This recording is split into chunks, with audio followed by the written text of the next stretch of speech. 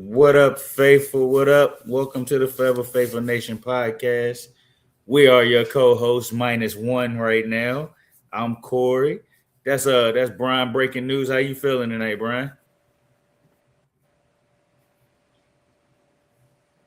Can you hear me? You got me? We having some technical difficulties, but that's Brian. He'll be right back. We're missing LG right now. He should be pulling up soon. Um, got a lot of we want to get into tonight, so we'll get Brian back in here as soon as possible.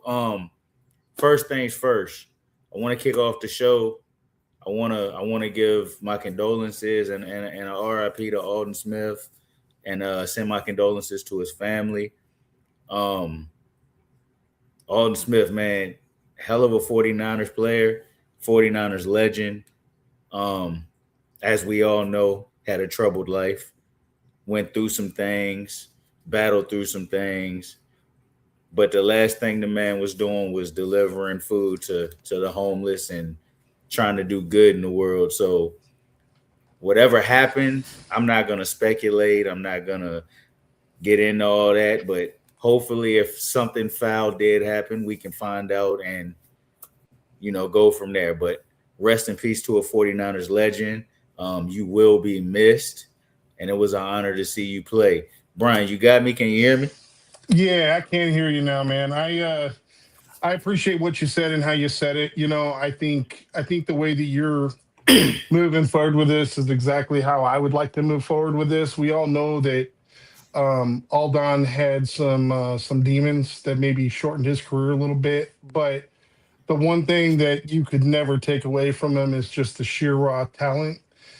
First team All Pro his rookie year, set the single season sack record for the 49ers. I personally never going to forget the Smith brothers, Aldon and Justin, Yeah. and the games they played with the stunts, the overs, the twists, all the different things they did. But heck of a player that is gone way too early. If I'm not mistaken, I believe he's 37, 36, something like that. 36, 36, 37. Crazy, Way, crazy way man. too young. Way too young. Um, but yeah, rest in peace to a legend, man. It was an honor to see you play, and hopefully you can finally rest. There's no easy way to move on, but we're gonna plug on to the next subject, which is everybody's favorite topic in 49er land. We're gonna get into Brandon Ayuk. He's crashing out like on a daily basis, man. Yeah, So the latest is his Father's Day post, and he's yeah. he's screaming, "Go Commanders, go!" At this point, two questions: if you're the Commanders, do you want him? And two, if he really wants to be gone, why don't he just shut up and show up and force him to make him gone? How you feel? Do you think the Commanders should even want him at this point? Well, I mean, he is a talent. We know he had over 1,000 yards receiving. The man can definitely play. And I think we've learned that, especially in the NFL, that if you can play, that you will be given opportunities, right? Second thing that I'll touch on is probably the bigger thing, which is should the 49ers keep him? I've heard a lot of people say this, like, why are they even keeping him? So keep in mind that right now he's on the NFI list. Like he's not even Yep. eligible to play. I've heard a lot of people say, like, oh, he should just show up. He can't show up. The first thing he'd have to do is he would have to contact the league and request to be reinstated, right? He couldn't show up to the facility even if he wanted to. That's the first thing I think everybody needs to understand. Couldn't show up to the facility even if he wanted to. He's at this point, the Niners have basically barred, banned, whatever you want to call it. He's not getting treatment there. So he would have to contact the league and he would have to ask for reinstatement. The second thing, and call this vindictive, call it whatever you want, Corey, but the bottom line is he got $80 million from the Niners in just over a year and a half. Now, for that type of chunk of change, call me vindictive, call me whatever you wanted. I would put him on the pup list, on the NFI list, on whatever you want to call it, and I'm releasing him the day after week 6 because week 6 is the week we play the Commanders. I'm not letting him go any earlier. I'm not letting him play against us. I'm not letting this because here's the thing. Even if you release him week one, it's just going to be jaw jacking all the way up to week 6, right? And then the whole week is going to be all about, well, what do you think Brandon said? What do you think about this? So I heard this from a popular beat writer, and I honestly kind of agree with it. Put him on the inactive list unless he petitions for reinstatement and goes through all the hurdles that needs to be gone through. I put him on the NFI list, and I don't release him until the day after week 6 because I don't want the season to be derailed, and I don't want the story of the season to be Brandon Ayuk. I want the story of the season to be the play on the field, and you can't have the headache of not just playing against the player, right? Because like he's a good player, but that's fine. But you're going to be hearing about this all the way up through week 6 because we play them this year, and any advantage that might come with that, Corey. So for me, week after the day after week 6, the Monday after week 6, I'm letting him go. That's just me. I didn't see. You just taught me something new. I didn't know he couldn't show up. No, he cannot show up. Yeah, see, I didn't know that. He has to request from the NFL to be reinstated, and anybody can go and look that up. So if you're on the not activated or non-active list, you have to request reinstatement, and then they evaluate and they'll reinstate if they so choose. Okay, well, yeah. Since that's the case, then yeah, I'm not letting him go until Washington offers me something. I wouldn't even let him go week 6 if I don't have to. If he don't apply to be reinstated, which is still forcing your hand because once he applies to be reinstated, But as long as he's not forcing my hand, he doesn't count against the roster. He doesn't count against the salary cap. I'm holding on to him. Like you said, we paid him $80 million. And we've done nothing but get a headache ever since. So yeah, no, I'm not just gonna let you go. And you gotta think about this too, Corey. There's a reason. Like a lot of people are like, well, why don't he just apply for reinstatement? He can force the Niners' hand because the moment that he applies for reinstatement, he has to start showing up to team activities, to training sessions, to rehab sessions. He has to start doing all that. Otherwise, he starts getting fined. He was okay with losing the money because it's not physically coming out of his pocket. But the moment you apply for reinstatement and you start missing practices, you start missing rehab assignments, you start missing meetings, you actually start losing money. Now, a lot of times these fees will be waived, but I think we all know in this particular situation, none of those fees are going to get waived. He's not going to apply for reinstatement till after training camp at the earliest because he don't want to go to that. He don't want to be the Niners. He doesn't want to be, basically having to be there every day. And so that's kind of my stance at this point. If he's not going to ask for reinstatement, I don't care what anybody thinks. I don't care how, brutal it is. And hey, just let the poor guy go.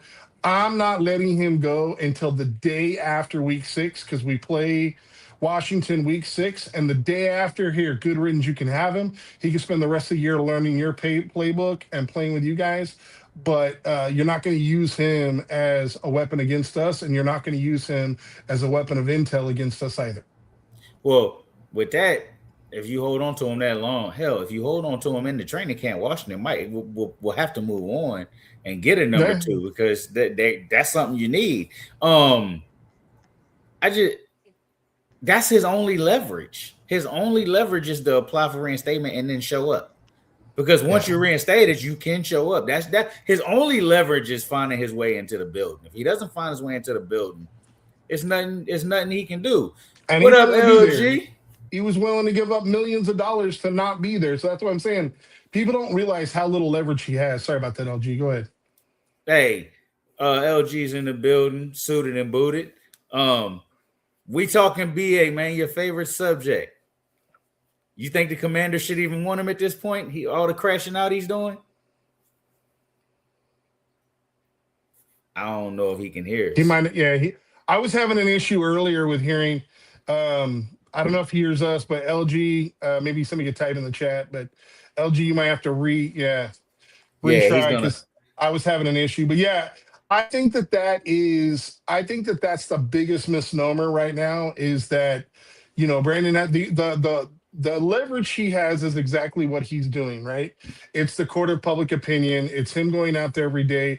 It's him making a story so that guys like us, beat writers, national media continue to talk about it. It continues to be a headache so that potentially the Niners will just let him go. But like I said, I think that the Niners have gotten burned so bad by this deal, they are not going to let him go in a way that's going to make it easy for him.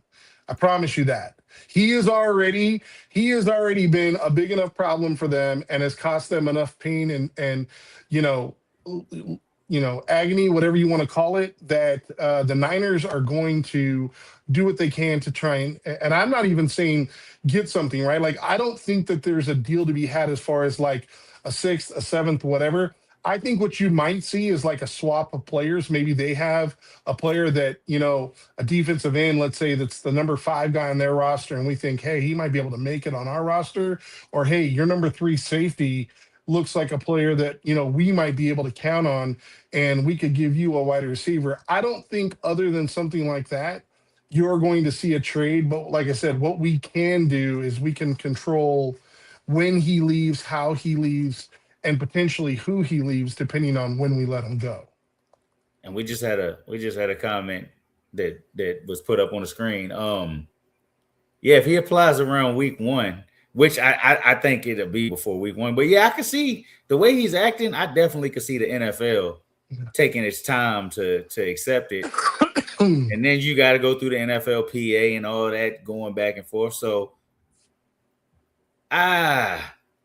Washington is a good team, man. I mean, but you can't. That's why I said what I said a few minutes ago. If BA doesn't apply for reinstatement and the 49ers hold him hostage, which I'm okay doing up to a certain extent, at some point Washington's got to move on. And I kind of think that's John Lynch's play right now. He wants to hold him long enough for Washington to move on just to spite him. So I actually agree with the comment that the listener had. I think that the I almost called them the Redskins. I think the Commanders are going to have a heck of a time making the playoffs. I know everybody loved Jaden Daniels, but listen, we love the draft that the Giants had, and I think that Jackson Dart kind of proved that he's better than people thought. You're going to have a healthy Scatterboo back. Your offensive line's improving. Your defense is improving when you look at what they've done. I think the Giants are going to be really good. I think the Eagles are going to be really good. People are sleeping on the Eagles like, hey, they got rid of A.J. Brown. All of a sudden, they're not going to be good. I think Washington, at best, is the third best team in that division, because the other team, Dallas, I've already told you, I think there's a chance they might win the division. And I think that team has improved a lot. and I think as crazy as it sounds, I think there's a chance Dallas could finish 4th. No, absolutely. But that's my point, is it's not a sure thing that Jaden Daniels and company is just all of a sudden going to return to prominence. I think if they have a good year is probably like 10-7, right? Like 9-8. I don't think this is a 13-4 type team at all. And when you look at their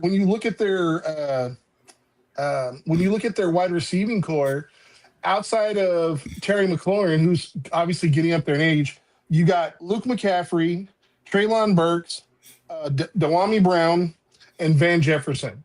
I mean, they absolutely would want a Brandon Ayuk. Yeah, they don't have a number 2. Right. Not a legitimate, I can create and make my own space type of guy. But at the same time, you have to also understand Adam Peters. We got him from Denver, and we all know how John Elway and company feel about kind of quote unquote distractions. Like, he's only going to allow these antics for so much, which I believe is the reason why you've seen Jaden Daniels not like openly supportive of BA, because I think he realizes, hey, this guy's went a little far off the deep end, and at this point it's a little CYA. Like, I have to worry about myself and my career, because ultimately Washington's not going to bring anybody in that's going to create problems. They're going to only bring people in that they believe is going to actually help their squad. Yeah. So, LG. What up, fellas, man? Sorry, I had a couple technical difficulties. It's all good. Technical difficulties, but I'm in, bro. It's your favorite topic. We touched on it for a few minutes. I'm gonna let you go ahead and get what you got off. How you feeling about IU crashing out? Do you think Washington should even want him? How you feeling? So last I checked, bro, they are literally saying that even Washington don't want him. They're backing off because of the antics, bro. And it's like for me, not just the antics that he's doing. He hasn't played. He hasn't played in it's going to be almost 2 years.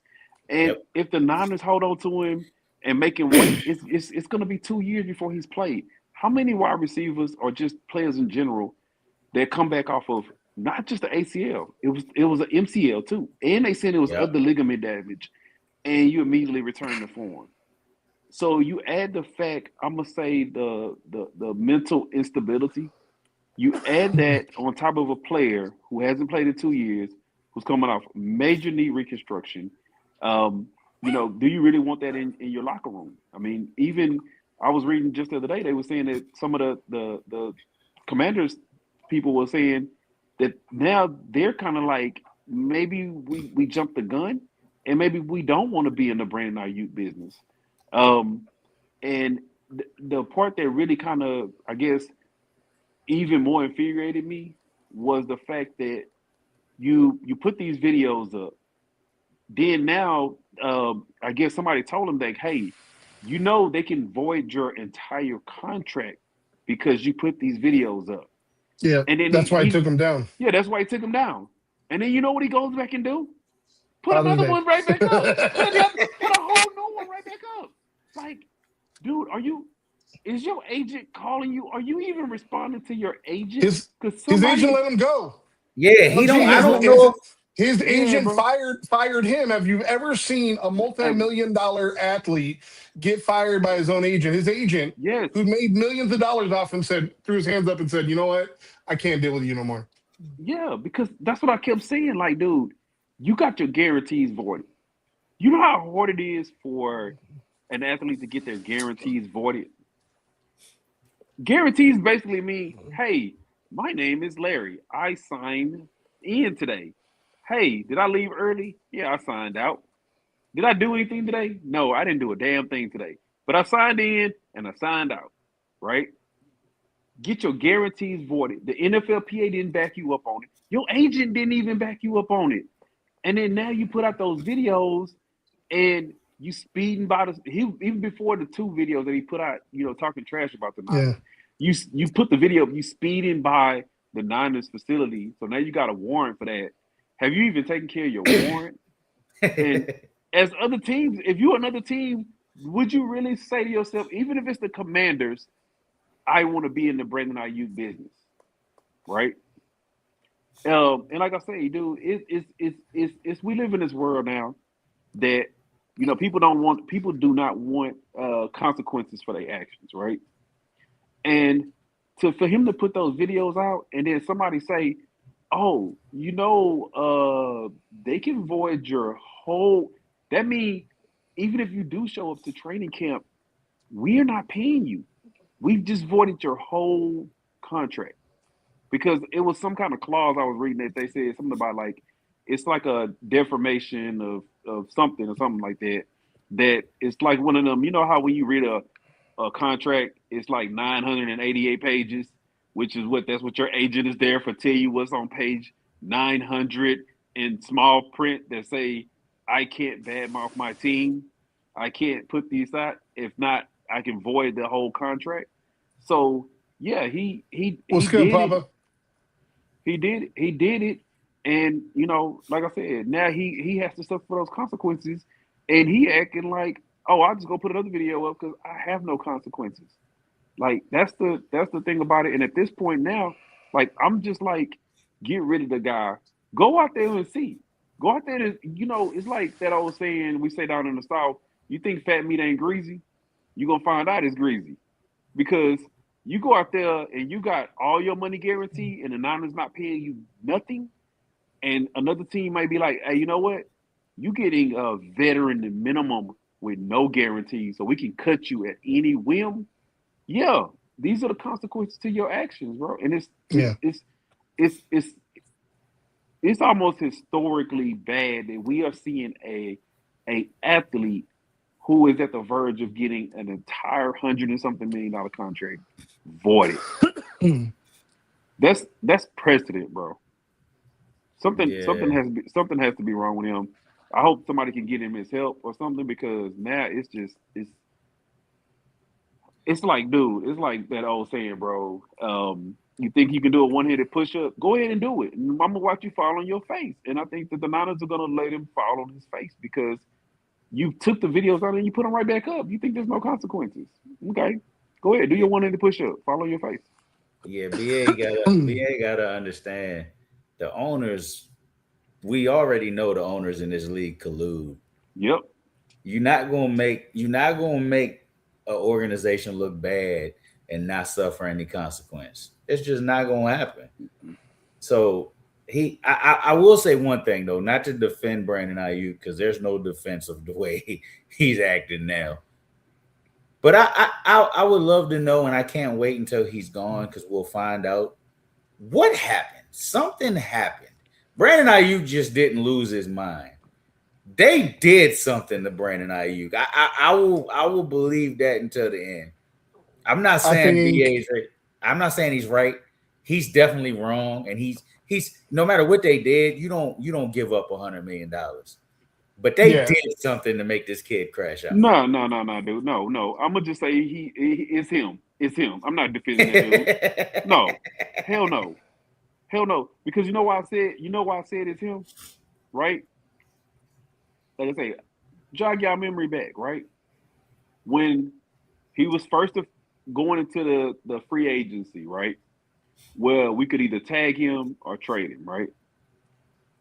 It was BA was like, no, I'm done. I'm out of here. I don't want to be a Niner anymore. Okay, cool. That's fine. We'll facilitate the trade for you, right? Dude, I keep telling people the deal was done with Cleveland. The deal was done with the Steelers. The deal was done. Done. Hold on, LG. I'm gonna push back real quick. And see, I do not want to get in the habit of defending what Brandon Ayuk is doing, but you're leaving out something. No, no, no, no. Chris, Wait. hold on. Because Yeah. I want to address this. Why are you saying that? You leaving out something. Yeah. They told Brandon Ayuk they was not going to negotiate his contract. One. They So what? also went, hold on. They also went after telling BA they wasn't going to renegotiate him.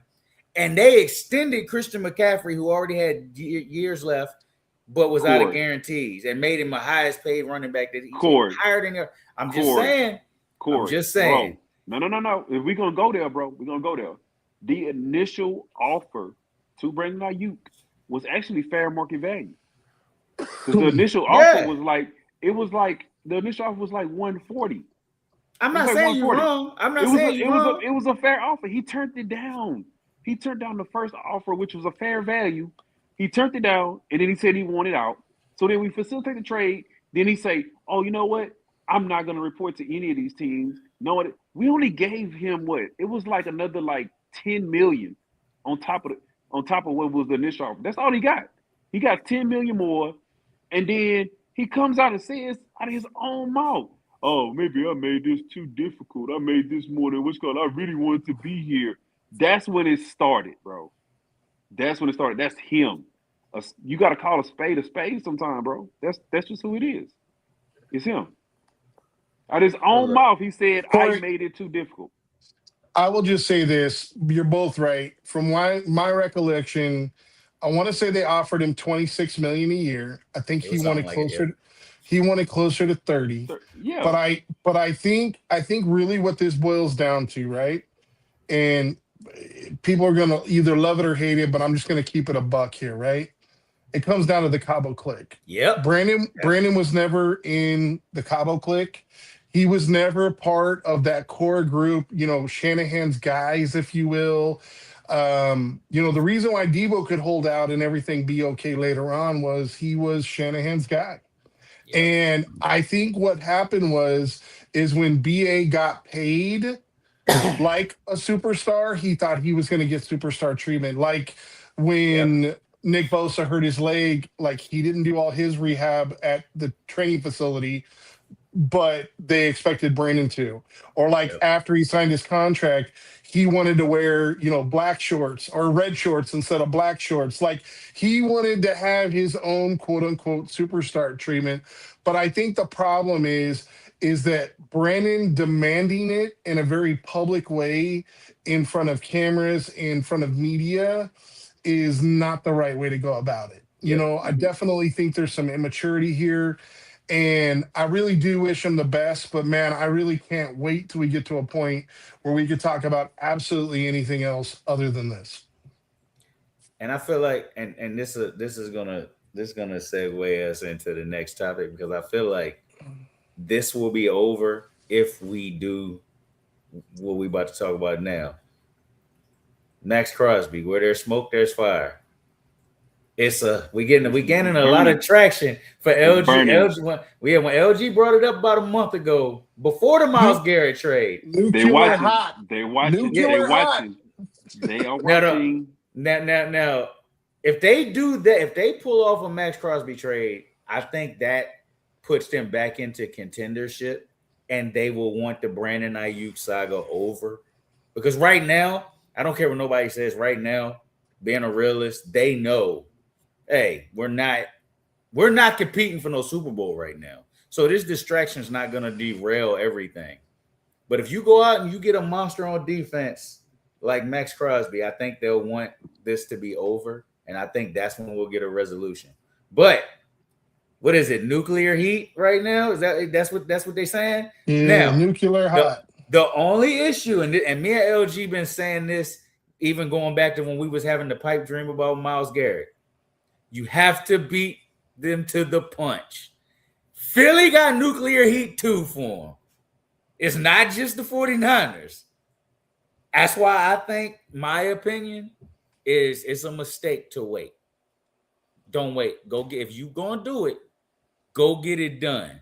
LG, I know this is the deal you've been wanting. So what you say? Go do it. Wait. Man, look, what you want to do? You know that saying, man, the streets is talking, man. The streets is talking. Hey, they talking. And, I'll put it like this, right? This is the thing. We start talking about the Max Crosby, right? He's the best available pass rusher right now. Let's just keep it a buck. Yep. And when I say available, he's on the trade market. Oakland, it solves more than just one problem for one team. It gives us that second pass rusher, but also, you got to think about it. Oakland went into the season not expecting Max to be on that team because Max was done. They had already started signing free agents when they had already traded Max Crosby. So they already went into the season. They're getting ready to go to the season with the game plan of him not being there, right? Yep. On our end, and like I said, I think the two gonna go hand in hand. Once they file the paperwork, because they've already said they're gonna file it, they're gonna void out Brandon's entire contract, right? Now, whether we eat a little dead cap money or whatever the case may be, he'll be gone. And if you look at the way the 49ers built this roster, they built this roster with Brandon Ayuk not being part of the team, right? So once they make it where they can void his contract and acquire Max Crosby, then now you've solved their problem of going into the season not expecting Max to be there. You solved our problem with Brandon Ayuk not being part of the equation and clearing up even more cap space to where now you get Max Crosby and you can still make the moves that you were thinking about making because Brandon's at what, like 27 and Max is at what, like 40, I think? Something like that, 35, something like Max's that. Number He's at like 35, somewhere up in there. So you eating a little bit more in into your cap, but you still had that bandwidth to make other moves out there if you need to make other moves. And at this point, I'm gonna say it like I said before: beat your opponents to the punch. Yep. Beat them to the punch. I get it. All the rumors was like, oh, they're gonna wait till like week 6, see where the team is at. No. Let's go into the season knowing who we got, who's on the roster, and go from there. Don't wait to see what's going to happen within the season. Because I'm not a big fan of it. And Brian, you probably know a little bit more than I do what the analytics look like with I'm gonna say a star player traded mid-season. A lot of times, especially with pass rushers traded mid-season, it don't pan out like that. You don't see the production that you thought you were going to get because they're going into a whole new system. But you also run the risk if you wait of A, getting beat to the punch, B, Vegas being better than we thought they were, and being like, you know what, we're not We'll going to keep get it. rid of him. Yeah, and you don't want neither one of those things to happen. Don't play around. Or now the price tag didn't went up. But Yep. yeah, I'm just saying, think about it. I want Max in right now because I don't want him to be a Hassan Reddick. People Yeah. trade for Hassan Reddick thinking, oh, they're going to get this double digits pass rusher, and they didn't get that. You get nowhere near the production that he had in New York. And I'll say this, and then I want Brian's opinion. If you lose out on Myles Garrett to the Rams, and then you lose out on Max Crosby to the Eagles, all hell gonna break loose in this fan base. Especially because you've put it out there, and you know that's coming from the 49ers. Oh, the 49ers are in on him. If you don't get him after putting your name out there, the fans are going to lose it because they're going to say, you know what, y'all not serious about winning. And I'm going to be one of the ones saying it. You put it out there, go get it done. Don't wait. What you think, Brian? Would you rather him wait until he gets in? I keep hearing wait and see him in the preseason. Or would you rather just go do it?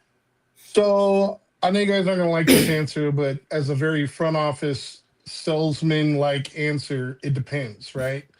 So the same way you guys got ultra excited over the Trey Hendricks, trade a first, who gives a shit? I'm always about building the future, building through the draft. So it depends on what we're talking about compensation-wise. Because Okay. the last package I heard, and I could be wrong, but you guys tell me, but the last package I heard was a first, a second, and Mikael Williams. That's too much. He's a That's not 30-year-old. He's a 30-year-old player with a bad knee. so Right? so what I heard, and I heard it was either or, a first and a second, or a first and Mikael Williams. That's what I Yeah. heard. Yeah. So I wouldn't trade Mikael at all. And it's Nah. funny because the only reason why I think this is nuclear hot, and the only reason why I think this is a possibility of going down, because I think we all know the likelihood that the Raiders would want to trade with the Niners is small. But like you guys mentioned, I think number one, I do think that they would like the cap relief and cap flexibility because they were already potentially ready to move. Crosby had made a ton of moves after that, the Linderbaum, et cetera. I think the other thing to consider here is if you look at the two positions that they're lightest at, right? Like the two position groups that you would say, ooh, that's probably not where you'd want it to be going into the season. It's probably wide receiver and corner. And what's the two positions that we've had players that have been listed as potential trade candidates? You got Ricky Pearsall, who's a former first rounder, and you got Renardo Green, who's a former second rounder. So if you're talking to me and you say, hey, how about a first and Ricky? Sure. How about a first and Renardo? Sure. But if you start talking a first, a second, and another guy, that gets a little rougher because keep in mind, and I love Max Crosby, and probably going to be unpopular here by you guys and the guests, but you know what? I'd be just as happy to get Highsmith. I think Highsmith is a really, really good, productive pass rusher. If you look at what he's accomplished over the course of the last few years, and he's a model citizen from the Steelers, and I think you probably get him for like a third. Yeah, me So and LG talked about Highsmith, and I'll say this. If you're telling me Nick Bosa is going to be Nick Bosa, I'm fine with that. I'm fine with that. But if Nick Bosa is diminished and he can't be that number one pass rusher anymore, I want Crosby. But if you're yeah, telling me Nick Bosa's Nick Bosa, yeah, no, Highsmith is perfect. I would not be mad at that. Wait, yeah, wait, wait, and wait, the wait, only wait, wait, wait, no, wait, y'all, wait. So I'm gonna just put it like this, right, Brian? We're go talking for it. about an arm. We're talking about an arms race here. I hate to use that analogy. We're talking about an arms race here. If you're looking at okay, we don't want to give up too much to get Max, but then we'll let Max go to Philly and you're looking at a combination within our own damn division of Garrett and all those other guys on that Rams lineup, and then possibly facing the Eagles with Crosby and Grenard. No, I'm not okay with that. No. If the alternative is he's going to Philly, then we got to do what we can do to stop him. Yeah, we got to stop that. Okay, so let me ask you this though, LG, and I know most of you guys don't appreciate the interior pass rush like I do, but considering how much premier tippy top of the scale defensive tackles and defensive ends make, if they were to acquire Crosby, they're going to have to trade Jalen Carter, right? That's somebody else that's been talked about. They're not going to be able to keep everybody. They're not going to be able to keep everybody. Hey, but you know what? For this year, they'll figure it out. That would be ridiculous because then they're just going to lose value. Because if they're not going to keep, because the moment you sign Max Crosby, you lose all your leverage because everybody knows that Jalen is no longer in the long-term plans. And nobody's going to offer you anything of substantial value. Well, think about it though. They just moved all the AJ money. Yeah, but they just moved off. They moved all the AJ money. Listen, we beat Philly last year with a junior varsity roster. Like, come on, like keep it a buck. Our linebackers were literally sitting on the couch like we were in week 14.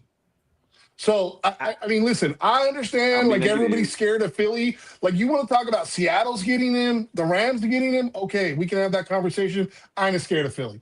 I ain't. To me, it's not about being afraid because I'm not afraid of Philly because I know who their quarterback is. I'm not scared of Philly. I'm not scared of Philly. What I am scared of is them adding Max Crosby to that defensive line. Yes. Hold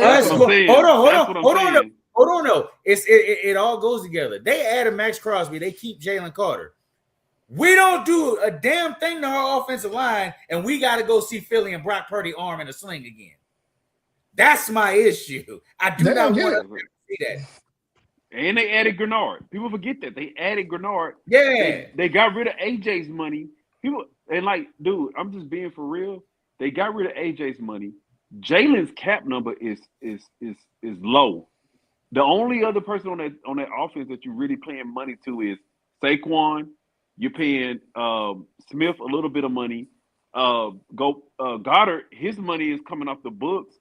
So Philly's gonna find a way to work that money out to keep them together if they pull in Max. I don't want to see them add Max to a lineup that they've already had monsters on, and then they added Grenard and then add a Max Crosby. I don't want to see that, bro. And I don't think that Alex Highsmith would be enough to put us in the ballpark. Well, if you let Sirius tell it in the comments, he just said he better than Nick Bosa. Yeah. No, you crazy. For y'all that's watching, the guy that's putting these crazy ass comments up is the producer of the show and a Steelers fan. That's not real.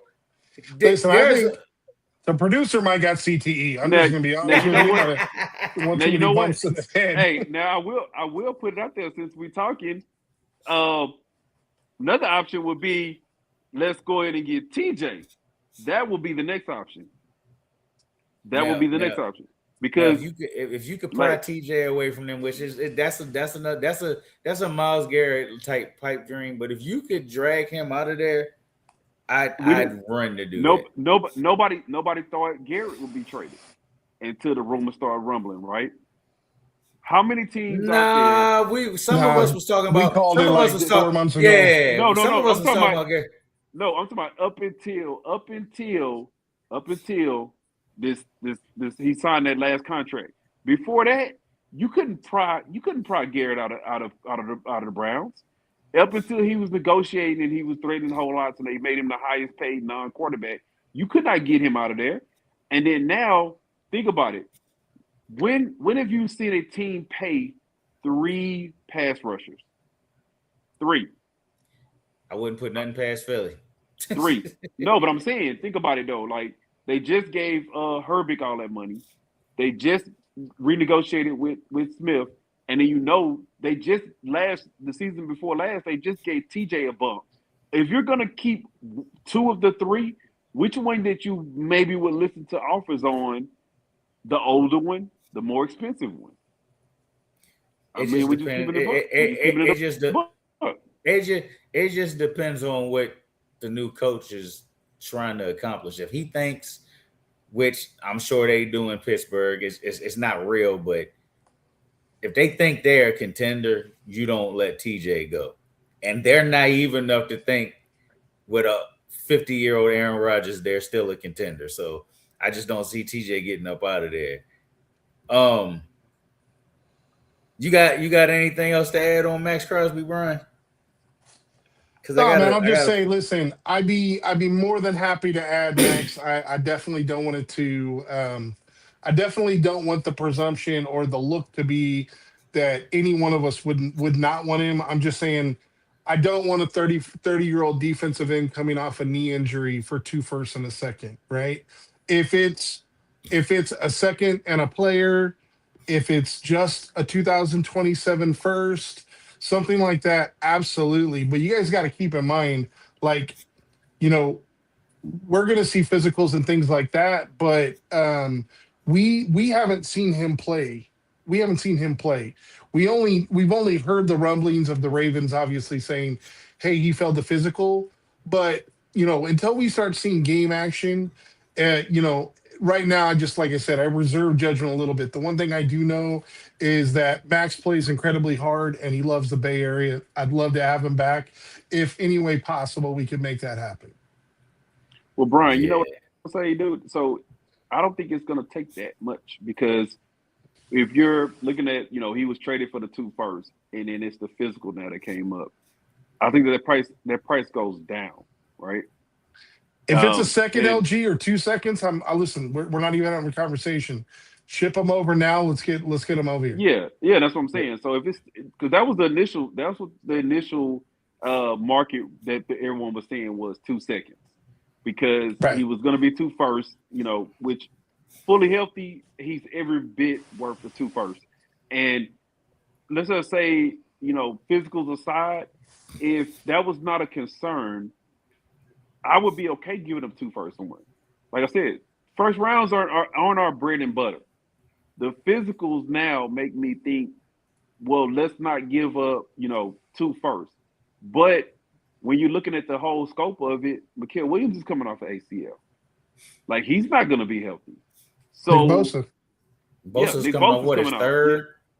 Yeah, Nick Bosa's hurt. So the only thing that's okay. I'm saying, if you're looking at it and you're like, okay, do I want a 30-year-old proven pass rusher with a knee issue, or do I want a unproven 24-year-old coming off of a knee issue? I mean, the one thing we gotta acknowledge, though, if there's any kind of offer from Philly or anybody else, you have to beat that offer by a lot, because they do not want to deal with the 49ers. Right. If they can get something. That's the part we got to understand. The Davises ain't trying to help the San Francisco 49ers. That's just not what.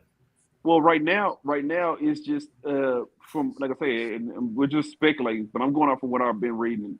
It's interest from Philly. Yeah. It's actually picking up the phone and having conversations from the Niners.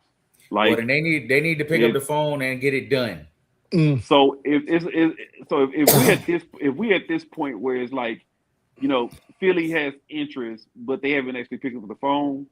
Hey, let's get the deal done. Don't even let Philly come to the table. Get the deal done, so you don't even know what Philly was even going to offer. Does that make sense? Well, I'm gonna tell you this. Because and this is something I said in the group chat for the main sports show a couple of weeks ago. The NFL do not like to be trumped. The moment Giannis gets traded, the NFL will have a big move. I'm not saying it's going to be our big move, but the moment Giannis gets traded in the next 24 hours, within 24 hours, there'll be a big NFL move, because the NFL do not like to lose headlines. So we could be on the verge of something big happening.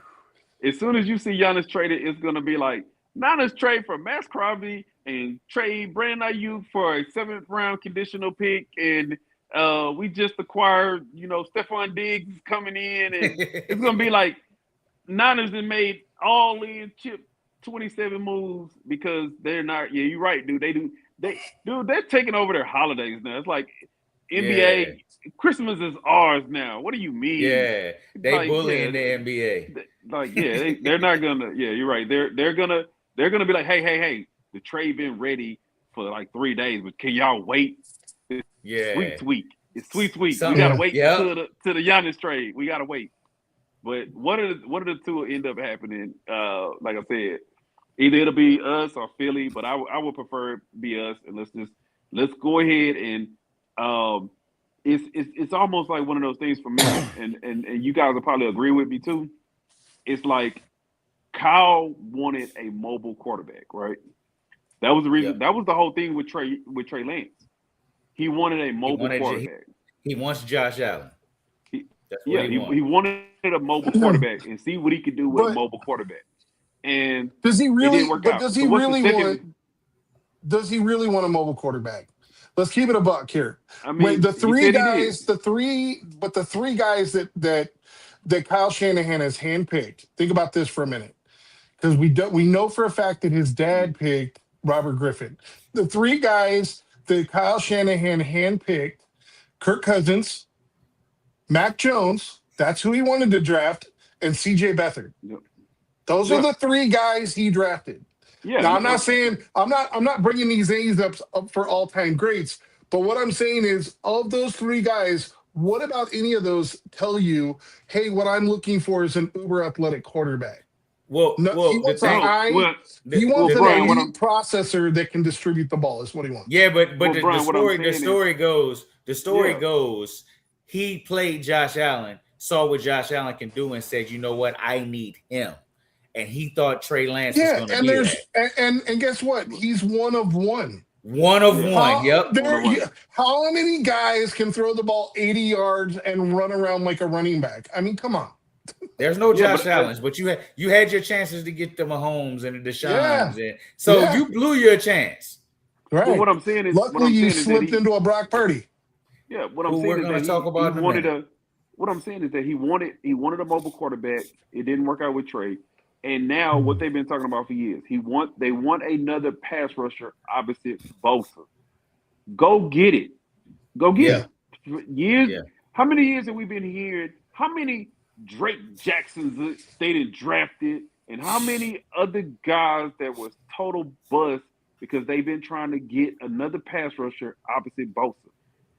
Screw all that draft. I mean, I hate to say it like that, breaking news. Screw all that draft stuff. Just go get a proven one and call it a day. And I'm okay with Max being playing A and maybe Highsmith being playing B. I'm okay with that. But at this point, give him what he wants. Let's see what happens. Hey, like I said, as long as it's not like, some ridiculously absorbent number, like I said, like a first, second, and Mikal, if you're just telling me it's a first and even maybe a first and a second, or it's 2 seconds, like, look at, I'm in agreement with you, but I also think with Highsmith out there, with Hassan Reddick out there, there's 4 or 5 guys that can rush the passer that could potentially get you double-digit sacks that are still quote unquote available. Clowney's now still the difference there. is, I would prefer Clowney. Yeah, no. I'm not a Clowney guy. I think Max Crosby is the last difference maker. Honestly, Clowney can set the edge though. He can play the run. Hold on, no. Listen though. You Clowney can set the edge. Yeah, and then you got Highsmith. Can any of these guys go get you 15 sacks if Nick Bosa can't play? That's why I want Max.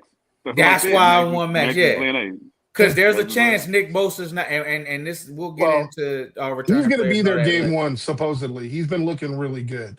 I don't think Nick Bosa. I think if you have a worry, I think the bigger concern is Mikal Williams. I think Nick Bosa is going to be fine. Everything that I've heard and read with the workouts and everything is that he's going to be there for training camp, and he's pretty much ready to go. I think he's going to be fine. I think the bigger question is Mikel, because if Mikel is not there, what he has done really well is stop, is to be able to stop the run and set that edge, like we talked about. Who becomes your everyday guy, right? Because we have a lot of guys, but we don't have a lot of guys that are really elite at that. Yeah. Yeah. Look, Talk about my we boy, all, man. we all, yeah, I'm we ready, all, man. we I'm all, gonna get my boxing gloves on. we all want Max, and we all in agreement. So we're gonna move on to this next topic, and y'all gonna crash out in the comments. We're gonna crash out here. This is a serious question though, and I know the minute you bring up Brock Purdy, it's like, oh my God, either he's the worst thing or he's the greatest thing. Yeah, He's the Messiah. It can't be. Yeah, it can't be no real. It can't be no real conversation. Man. So look, is this Brock Purdy's most important season? Now, my point in asking this question, and I know we all want to get into it, but I'm going to say to me it's yeah, simply because the contract starts after this year. And the 49ers and Parag always have outs in their contracts. If Brock is hurt, if Brock don't produce, they can get out of his contract either after this season or after next season. And we just discussed the fact that one of those quarterbacks that Kyle wanted is actually on this roster. So, Brian, I'm going to start with you. Do you think this is Brock's most important season? I do for a couple of reasons. One of the reasons being what you said, because the real pay, if you will, of his contract kicks in next year when things will get a little tighter. But I think it's a big year because Brock has already proven, at least in my opinion, that he's a top 10 quarterback with his play in the playoffs. But I think one thing that he has yet to prove is he needs to prove that he can stay healthy. He's only had one season where he's played 16 games. He needs to stay healthy, avoid big hits. And the other thing is move the ball without making a lot of, questionable throws. Like he always has the 2 to 3 throws a game. Listen, as much as I love the guy, he has 2 to 3 throws a game where you're like, what was that? Like he's like airmailing the ball and there's nobody in the area because, he thinks the guy is going to that spot and he's not. So what I'm really looking forward to is, here's the thing, I want nothing more. I'll give you another guy. It's also a make or break year for them is Ricky Pearsall. I think if Ricky doesn't produce like he needs to, he's out. And I think I really do I'm sure you guys have seen as well, but the workout videos, things like that, dude appears to be in good shape. I want nothing more than Ricky to produce at a high level and be a major part of this team moving forward. And between Ricky and Mike Evans and Stribling and Kirk, we have this is probably if you think about this, Debo, short of the Debo when we quote unquote had the Avengers, when we had Debo and Ayuk and Jennings, the year we went to the Super Bowl, I believe it was 2023. Yeah. This is the best wide receiving core that Brock has played with. And I would actually argue better than that year, because although those guys were the Yak brothers, what this year's group can do is actually separate, right? Mike Evans can separate. Stribling can separate. Kirk can separate. So when you start looking at these guys, when you start realizing what they're good at, and I'm sure you guys have saw this stat too, Brock Purdy's completion percentage is near the tops in the league. But when you look at the one area that struggled, it was always the wide receiver separation from DBs. He's always having to make throws into super, super tight windows because the wide receivers get no separation. So with that said, even though Mike Evans is getting long in the tooth, he's still a very good separator on out routes. He's a very good, red zone threat. We finally have a guy you can just fade to the back corner, and at 6'5", he can go up and get the ball. So I'm really excited. I do think this is a make or break year for Brock Purdy, but especially because, in my opinion, the two best teams in the NFL are both in our division. Yeah, That's just how I feel. yeah, So he is going to have to be at his best this year in order for the Niners to potentially have a chance, not only in the division, but to be able to make the playoffs and potentially go further, because we have to play each of these teams twice, where most people, if they do have to play them, it's once. So, I'm looking forward to it. Keep in mind he's just kind of approaching that prime phase, if you will, and didn't play the full first year. This will be his fourth full season. So I think he still has room to grow. So I'm really excited and interested to see what happens. But like I said, I think Brock Purdy has proven quite a bit, and I think with these receivers that can not only separate but also can stretch the field, and Brock has proven he can throw the ball down the field a little bit. I think that statistically this is going to be one of his best years. I tend to agree with you that he has the potential to have one of his best years. But one thing 49er fans got to stop doing, and I knew it would happen because Brock Purdy's a lightning rod for these kind of conversations. You cannot say, "Oh, he's gonna have to have back-to-back years," or he's only the critics are looking at him like this is an important year. That's not true, because you have to understand that this owner is and he just did it last season. This owner is cheap. The Yorks are running out of money. They do not want to pay Brock Purdy 50-something million to A, not be on the field, and to B, not be winning, not be contending for Super Bowls. I don't think they're really caring about winning them. I think they just want us in contention because that makes them money. Brock's gotta go out there and ball this year, or that when that contract kicks in, they didn't put outs in the contract for no reason. There's outs there for a reason. He's got to prove he can stay healthy. If Brock Purdy's healthy, if he plays the whole season, I have no doubt. There's no doubt in my mind with the weapons Brock has. Even if Ricky isn't good or isn't on the field, he's got the weapons to ball out and have an all-pro season, have a Pro Bowl season, have a deep run. He's just got to stay on the field. And that's the thing. One of the comments said the O-line is terrible. I mean, the O-line is terrible. That's part of the issue. It's only going to get worse once that contract kicks in. Yeah, in 2 years it will be minimum, but that still don't mean the owners are going to want to pay it. The offensive line has to be better. Brock Purdy has to be on the field. If Brock Purdy's not on the field, you can pay Mac Jones half of that $50 million. And Kyle already wants him because that's who Kyle wanted in the first place. So, LG, what say you? Most important season of his career so far, or he can do no wrong? I know that's the options. You know what? I don't think he's at we're gonna get rid of him most important season. Does that make sense? Yeah. I think it's most important because, one, you got to remember, we talked about O-line. I don't know if Trent's going to come back next year. Well, the following year. This might be Trent's last year. So from a quarterback perspective, not having that Hall of Fame blindside protection is big. It's big. And we've seen quarterbacks when they quote unquote lose that blindside protection and they look like a shell of themselves. As much hell as we give Baker Mayfield looks way better with Tristan Wirfs protecting his blind side.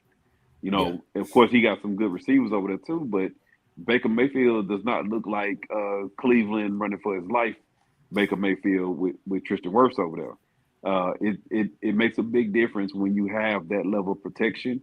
Like I say, we're gonna go into this is CMC year? What he's gonna be 32 this year?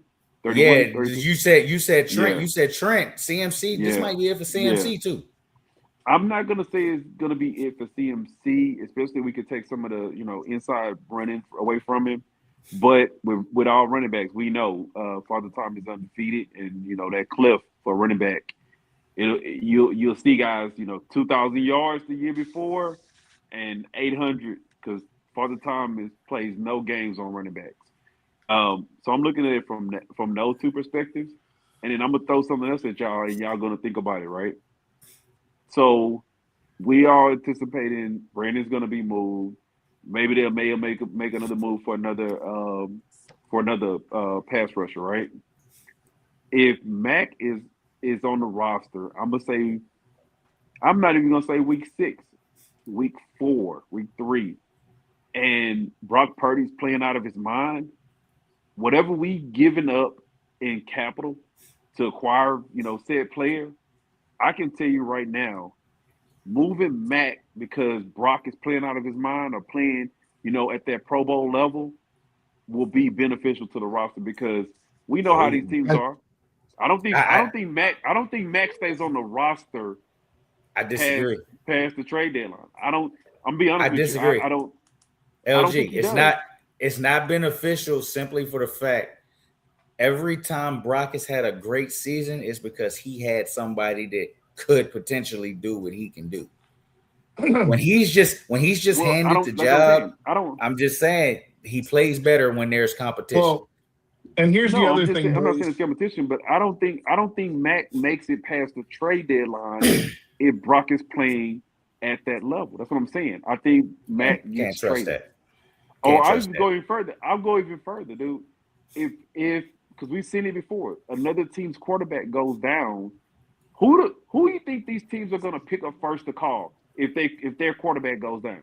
But what if our quarterback goes down? That's what happened last year. Without Mac Jones, our season's over. But that's what I'm saying. Brock has to be playing at a level, and he has to be healthy on the field. He has to be playing at a certain level. That the Niners are like, hey, we need to trade Mac now, get whatever we're going to get from him, because they're not going to franchise him. They're not going to be able to re-sign him because that quarterback money is going to go up. Somebody's going to get the short end of the stick for the 27 draft and be like, you know what? We struck out on all these quarterbacks. Let's go sign Mac Jones. Do you think you can get a higher than a third round pick for Mac Jones? Because if you can't, you don't touch him. You don't touch him because you're gonna get a third round pick. So here's the problem. It's contingent. If another team quarterbacks go down and they need a starter, especially after the year he had last year, you could get a second for Matt. I'm not doing it because I don't trust Brock. So here's what I would say, and I can understand where you're coming from, LG. But the first thing is the only way that we're going to trade Mac Jones at this point, because we had all offseason to do it, is if our season goes incredibly poor, right? We're 1-5, something like that. Like, the trade deadline's looming. Because if we're 5-1, what would be the point in trading our backup quarterback for a second when we can keep him all year long as a security blanket and get a third when he leaves as a compensatory pick? It doesn't make any sense. The whole reason we didn't move him this last offseason is because the Niners said, hey, you're only getting him if you give us a first. Yep. Basically, that's it. And that's what I'm saying. But let's back it up. So think about it, right? When these teams, when their quarterback go down, they get desperate, right? And let's just say, even if we do lose and we get the compensatory third, if a team offers 2 seconds and you just traded 2 seconds for Matt, right? But then Crosby.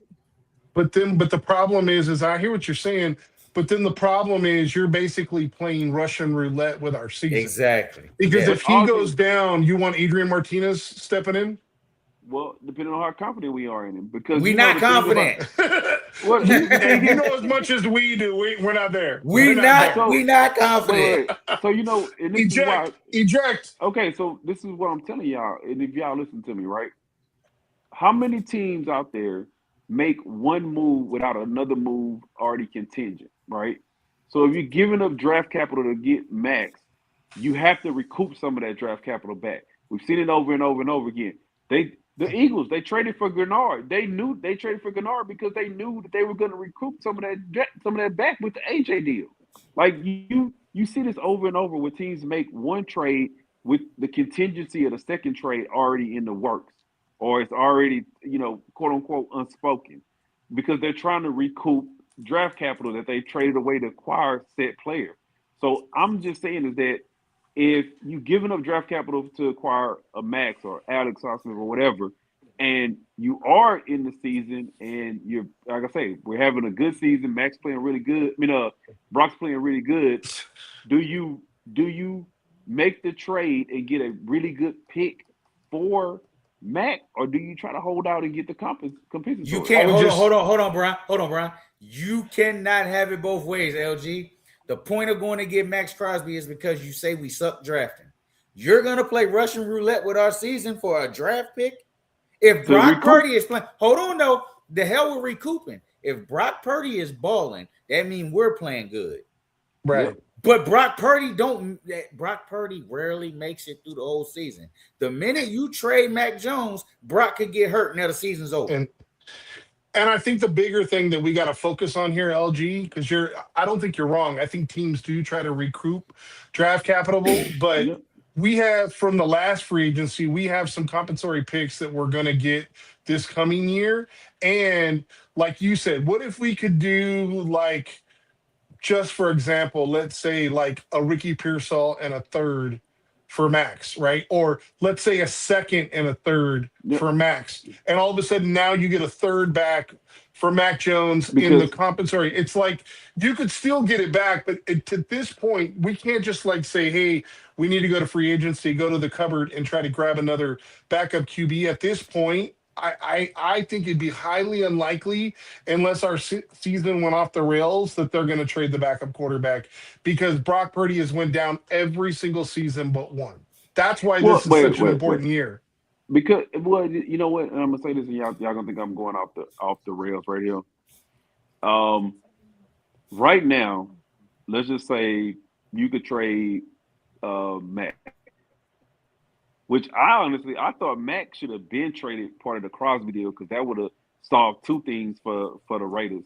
You'd have had Mac in as your bridge quarterback, and you'd have got Mac's move. I mean, I thought that would have been perfect until they got Kirk Cousins. So now, getting Mac is irrelevant. But if you think about it from this standpoint, right now, Mac is probably one of your most valuable trade chips, right? Especially, like I say, these teams that we've seen it over and over. Teams, their quarterback goes down, they get desperate, and they say, who has the best backup quarterback in the league I could trade for? Will be Mac, right? And we're talking speculation, but that's also going to depend on how much confidence Shanahan has in LG, let me ask you a serious question. I hear all the hyperbole and all the everything else, but let me ask you this. You're the Niners. I don't know. It's got to be an AFC team, because I'll say the Jets. Nobody loves the Jets. We're the Jets. Our quarterback goes down, and I come to you and say, hey, you know what? I need a quarterback. I'll give you next year's first. You're going to get a first. I'll give you next year's first. It's week 5. We're 4-0 heading into week 5. I say, I'll give you a first, and you're going to get a high pick just like you wanted. All you got to do is move Mac Jones and have an unknown as your backup quarterback for the next 14 weeks. Are you doing it? I'm not. That's how I feel. That's how I feel right there. Lost. I'm not. Mac Jones is not going anywhere. Yeah. His phone or his computer and Wi-Fi knew he was tripping. Listen, and it said, just stop it. If that isn't right there, if that's not an acknowledgement that AI knows the right answer, even if you don't, then I don't know what does. I'm just saying.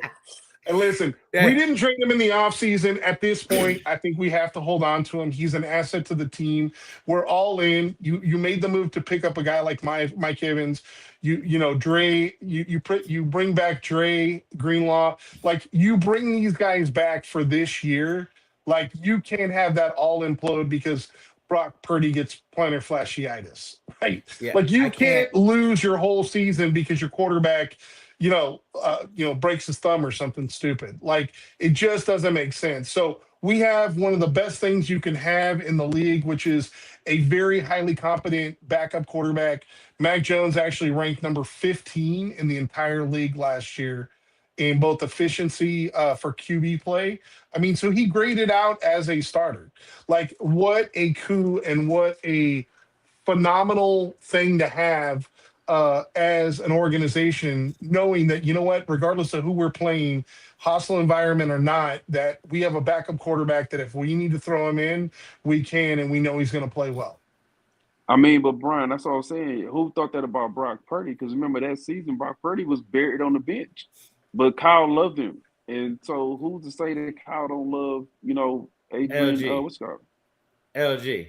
When Jimmy Garoppolo got hurt that year, Brock came in. We all had the same thought. Trey went down first, but we had Jimmy. But listen to what I'm saying though. When Jimmy went down in that Miami game, we all had the same reaction. The season is wait. So that year, remember, it was Trey's year. Yeah, but then Trey got hurt. And we still had Jimmy, so we still had faith because we had Jimmy. But Kyle said it. He said he had 100% confidence in Brock being able to run. Bro, that's revision. I'm not. This is not me yelling at you. This is me yelling at the situation. That's revisionist history. Because if Kyle loved Brock so much, Brock would have got more run in the offseason. Right. That's revisionist history. Kyle did not believe in Brock Purdy the way he wanted us to believe he did. But you got to remember that he had, like I say, he had Jimmy and he had Trey, and the plan was for Trey to take over. Yeah, but LG, let's also keep it a buck here. Adrian Martinez has been cut from the Niners twice. If you really, really think, oh my God, this is the second coming of Joe Montana, you don't cut him twice. We've cut him twice and brought him back on. Right. So my point is I'm not saying he's not even a competent quarterback, right? Like Mac Jones leaves next year, maybe he is a good backup. But I'm saying there's no reason to play with fire at this point. We are a playoff-bound team. All we have to do is keep the ship heading forward. And we have a captain, but you know what's nice? We also have a co-captain. So if something happens to the captain, the co-captain can drive the ship. That's where we're at. With this team, you want to get into the dance. You get into the dance, anything can happen. But if they trade Mac, that means they got confidence, but it's not in Martinez. It's in the kid from Indiana that we all have forgotten about. And I don't have that kind of, I don't have that kind of faith. If you trade Mac Jones, essentially, we're going to watch every game bracing every time Brock gets touched. If you trade Mac Jones, you cannot trade Mac Jones. And all you got to do is go back just to this past year. Well, we all agree. If we didn't have Mac Jones, the season was over as soon as Brock went down. So if that's the case, and we keep Mac, right? Do you let Mac walk for a compensatory pick? Yeah. Yeah, and brother, we've had him for 2 years at $5 million a pop. We've literally paid the kid peanuts. He's won us multiple games, and we're gonna get a third for him. Like, I don't know how that's not a win. Hold on, though.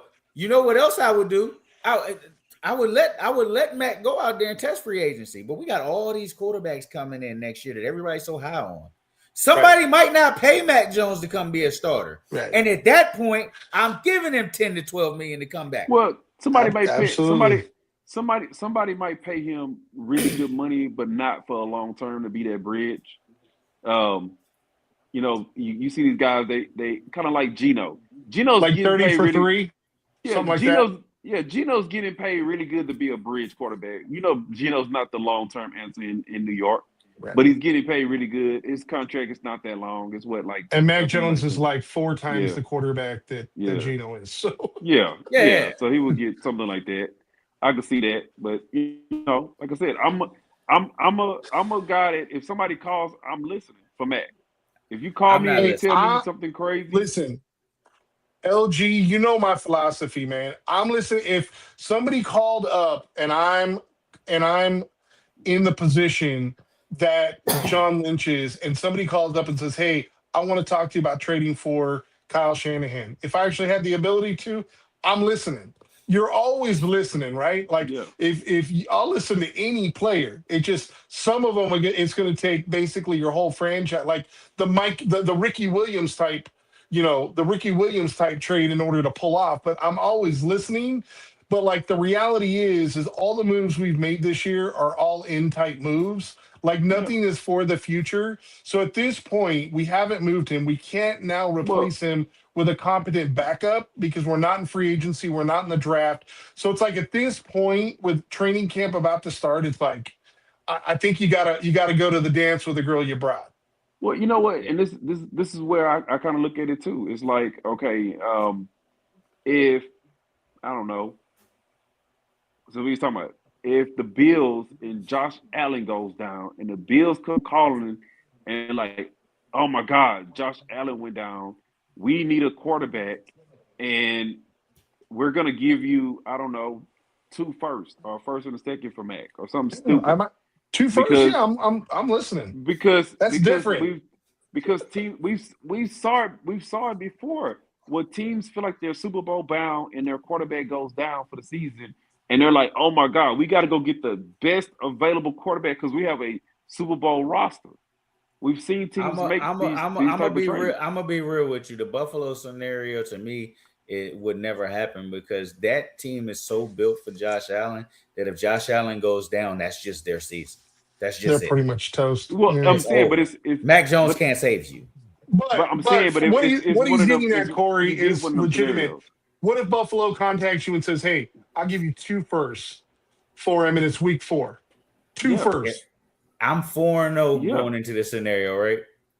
Sure. I'm looking like I can do something, right? Because no, I'm not. And trading. you still can. Okay, for 2 firsts. I'm not trading them simply for the fact. Because here's what I'm thinking about. Here's what I'm thinking about. If I asked you, "Hey, would you trade Mac Jones for one of the premier pass rushers in the league?" Would you do it? Probably not. Really? See, Probably I would do it for one of the premier. If you're telling me I could trade him for one of the 3 or 4 best pass rushers in the league, I'm doing it. And if I get 2 firsts next year, I'm trading up and I'm grabbing a premier pass rusher. I feel you, and that's all good, but that does not help me. This is me thinking we're really trying to get it this year. Well, Corey, because I can't trade Mac Jones because I don't trust Brock Purdy to be there. But if you're looking for it long term, who have they invested into? They invested into Brock Purdy, not Mac Jones, right? That's long term. If you look at this roster, that's why they flipped the roster from a lot of the older guys because they wanted to move forward with Brock Purdy, right? That's why even though CMC got all his money, his deal not long. That's why. But see, we disagree. We disagree though because you're saying they invested in the future with Brock Purdy, and I'm telling you they haven't because there's outs every year in his contract. All quarterbacks have outs. No. All quarterbacks have outs. No, this is a Parag thing with his contract. Dude, but there's outs in a lot of quarterbacks. Hell, I don't believe that. Dude, if a team put like this, and I'm gonna be real with you, Corey. I'm just gonna tell you. If a team want to move on from you, you know what the hell they're going to do? They're going to move on from you. We just seen Denver eat $50-something million from Russell Wilson. We're going to pay you $50 million to go away. They weren't contending. We're supposed to be. Look, I put it to you like this. This the last thing I'll say on it. They weren't contending. Dude, they had a they were not contending. Dude, they had Russell Wilson as a quarterback. They were not contending. Yes, Russell Wilson was their quarterback. But they literally said, "Russ, go away." LG. It's as simple as this, and this is the last thing I say on it. And then I'll jump us into the next topic before we get out of here. We're gonna do post game shows this season. If they trade Mac Jones and Brock Purdy gets hurt, you gonna be on the post game show losing your damn mind because Mac Jones gone. Dude, but no, I'm not, because I'm gonna look at it from this standpoint, right? If Brock goes down and we trade it, and like you said. Let's just, like I said, let's put it out there, right? Let's just say Kansas City says, "Hey, do we go into the season with Justin Fields because Pat Mahomes is not going to be ready? Pat Mahomes going to be ready." I know the reports are saying he's going to be ready, but think about it. That was a pretty bad injury, and they say, "You know what? We need somebody better to hold down the fort, and we're willing to pay whatever it costs." And they, like you said, we've seen these teams do it time and time again. We've seen guys who go down in the preseason, and you know what these GMs do? They go look for the best available quarterback, and they're willing to pay whatever price to go get him. If we're moving forward with Brock because that's who we've invested our money into, and we're looking at, okay, I got 2 firsts for him, and Brock is hurt this year. Okay, we'll bring him back another year, but we've got 2 firsts, and like you just mentioned, we got an out on him. So if he's shot, he's not going to be what he is. We just picked up 2 firsts, and we can get out of Brock and move forward. I'm okay with it. Or, you know, because these teams, but that's these teams do it all the time. That's an if that will never happen. You will never get 2 firsts for Mac Jones. No, you're not even gonna get a first. No, but I'm just that saying. Was the reason why. Yeah, that was the reason why I said at that point you'll listen. But I'm kind of with you, Corey. Like we're too far into the season at this point to start trying to figure out who's going to be the backup conductor to the most important position in sports. You know what your issue is. You know what your issue is, LG. You know what your issue is, LG, and I just found this out from you when the Knicks won the championship and we was talking. You got to see all these Super Bowls. That's your issue. I was 8. I don't remember nothing. Yeah, see, but LG was around for all these just like you. I wasn't. I'm 40. I need this before I die, bro. I need to push out my chips. I'm with you. I want to push all my chips in, bro. If we could acquire 38 Pro Bowl players right now, I'm all for it, bro. I'm all for pushing your chips in. I'm just in that mindset of if somebody make you a ridiculous offer for somebody, I don't feel that nobody is untradeable, right? I don't feel like nobody is untradeable. We just saw Myles Garrett, who is probably going to go down as probably, top 3 all-time pass rushers. Get traded. Like, we saw Michael Parsons. But that was kind of for what it's worth, though, LG. That was kind of a unique scenario because he got paid, but then he requested a trade because they didn't go with the head coach that he wanted. If they would have taken Jim Schwartz as the head coach, Myles Garrett not even on the block. Yeah, but he's not even an option. Yeah, but I'm saying this is why I said situations always can. Oh, absolutely, man. What happens, right? Because like I said, if we've seen it. A team goes down, and the team goes down, and they make us some ridiculous ass offer because they feel like they have a win now team, and they need a quarterback, and they want a quarterback, and they don't care what they got to pay to get it. And we're like, hey, I'm gonna tax your ass. I'm gonna tax you. This is the price. And some teams say, you know what? I don't care what the price is. I'm gonna pay it. But y'all got to remember, Corey, since you want to go there, and we talking about back in the day, we also a franchise that we traded Joe Montana. What did we do before we traded Montana? Well, we already had Steve Young in the building. We had Steve Young. We had Steve Young. Exactly. But that's what I'm saying. But who was the backup? Who was the backup to Steve Young when we traded Joe Montana? Steve Young also didn't have the injury history. That's what I'm saying. And we didn't trade him during the season. Yeah. Of course, we're not going to trade. I'm just saying. But I'm just saying is that we are a franchise that traded Joe Montana. And back then was there y'all older than me? Was there compensatory picks back then? Were you getting 3rd round picks? I don't know. No, they weren't giving compensatory picks. That's something that was something that's come about much more recently, like in the early 2000s, I believe. So we got a 3rd round pick for Mac already in the bag, and we don't have to potentially ruin our season to get it. Yeah, I'm not doing anything. But look, I'm with you. The quarterback situation in San Francisco will always draw crazy conversations, and we'll go off the rails. We could do a whole show just off the quarterback room. Then you got to remember, we also, dude, I'll go even more recent. You got to remember, we also the franchise who traded Alex Smith, and we had Kaepernick. But the difference between all these things is none of these quarterbacks had injury histories when we situations traded. Brock's got an injury history that I don't want to hit the eject button, man. You guys are killing me. Situations always can determine. All right, look. Last thing we're gonna get into before we get out of here. We got a bunch of players coming back this season. Who's the player coming back this year that you're most worried about? I'm gonna give you mine real quick because I'm terrified that this player is never gonna be this player again, and that's Nick Bosa. This is his third ACL. I'm just scared he's not going to be Nick Bosa no more. I think he'll be and I hope I'm wrong. I hope we get Nick Bosa to be Nick Bosa, but he's the one I'm most worried about. Him and to a lesser degree, Kittle when he come back. I'm really worried about Kittle if they rush him back week 1, but mine is Nick Bosa. Who you got, Brian? Who you worried about the most? All right, so I misread this this topic. I thought it was the player that we were hoping had a good year. So I would We say can the get there No, player make too. it both. Yeah, make I, it both. Make I it both. the player that I am most concerned about, right? Like if you said, "Hey, this guy has a bad year, your season's toast." For me, it's actually Fred Warner. He's the heartbeat of the defense. He's coming back from injury. We need Fred to be Fred because that's also going to free up Dre Greenlaw to just roam and just be the intimidator that he is. I think if Fred Warner can do because keep in mind that even when Bosa was gone, the defense was still holding it down and we were still winning. It got a lot more difficult when Warner went out and all of a sudden Bethune and these other guys had to start actually calling the plays.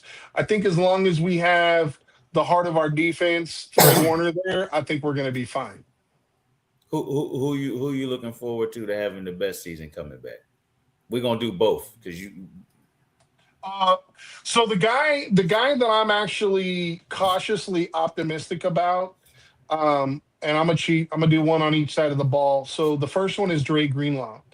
I think last year, listen, I think a lot of people are down on Dre Greenlaw because I think last year it was a lot to ask when just coming off the meniscus tear and trying to come back from that knee injury. He only played in a few games, but he's now an additional year removed from that injury.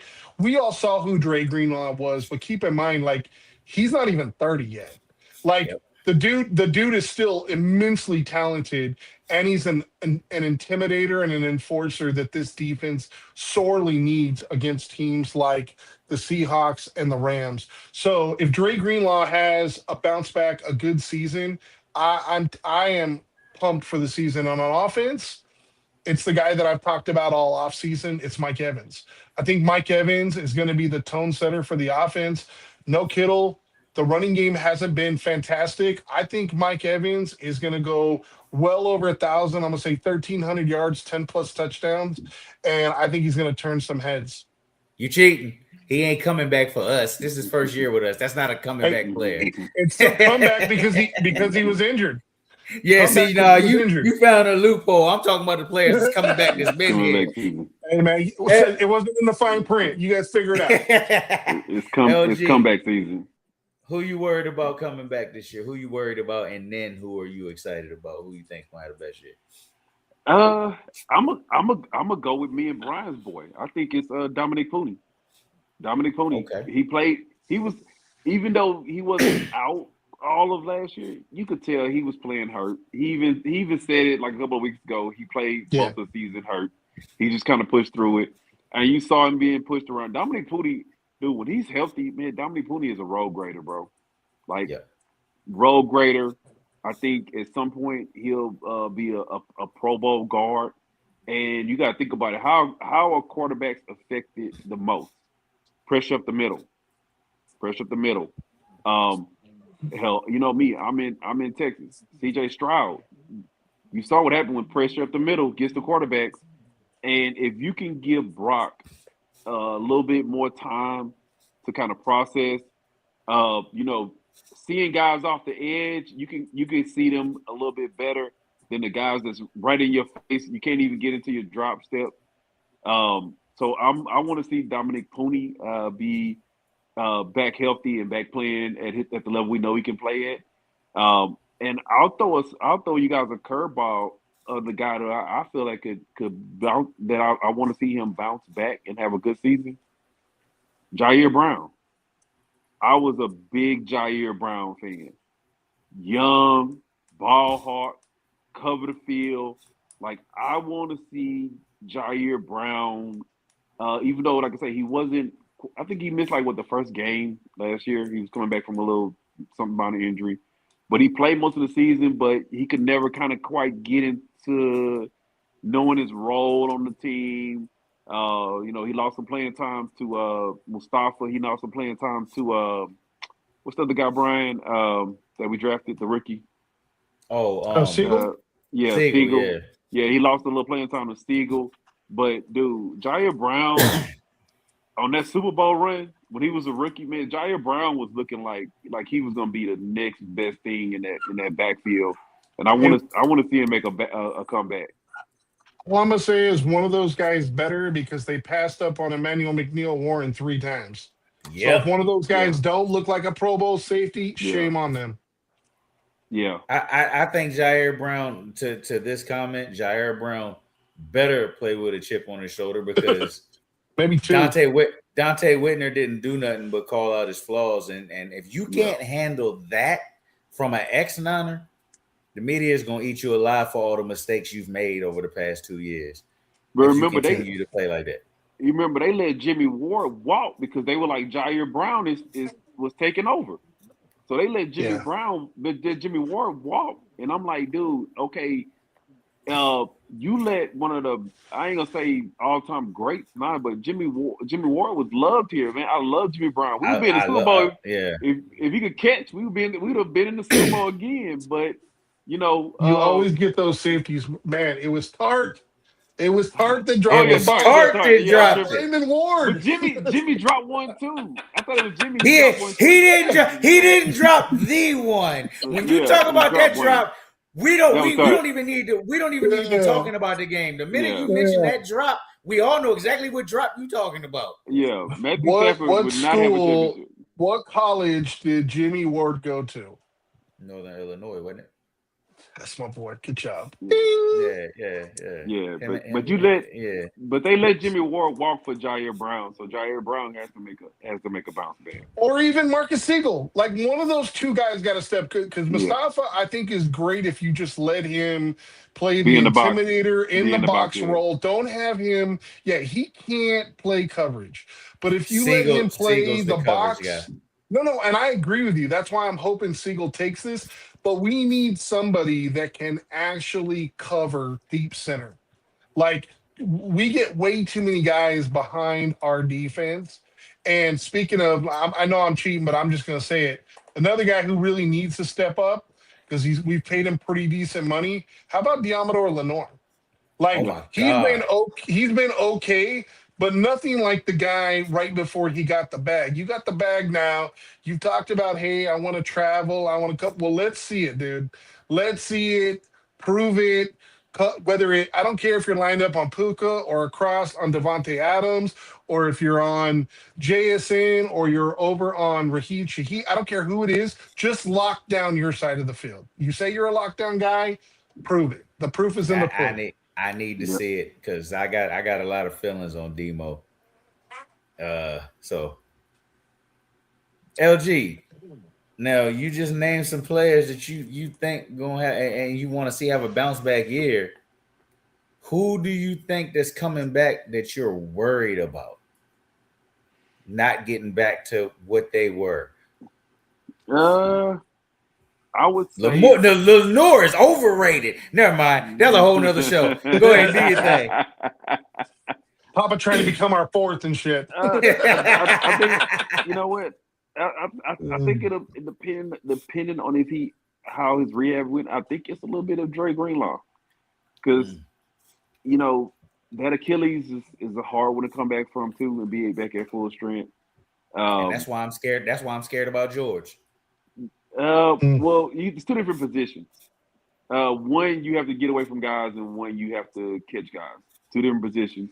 And Kittle was never a burner, but Kittle runs really good routes. He's not a guy who's going to take the top off the defense. No. Yeah. Brian, you need them legs to block, though, don't you?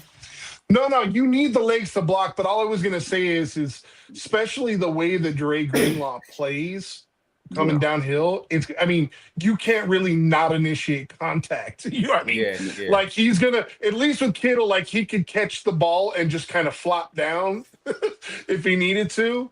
How about Robert Jones, guys? Chris Forster came out and said the best run blocking guard that we have, even better than Pooney, supposedly. is Robert Jones, the free agent acquisition that's potentially battling for left guard.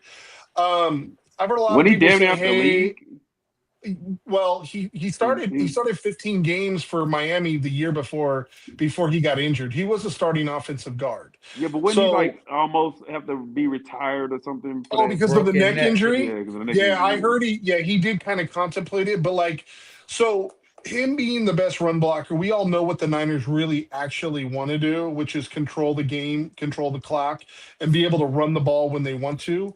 And the Niners have really lacked a guy that they can just go, hey, like since Mike Iupati, name blast from the past, where you could just run it right behind him and know that you're going to pick up 2 or 3 yards every time.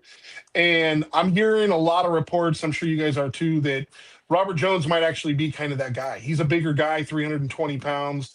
And you put him on the same side as Trent Williams, and maybe we can collapse that side a little bit, and we can actually start running the ball more physically. So I'm gonna say Robert Jones. If we need one guy to win the job, I like Connor Colby.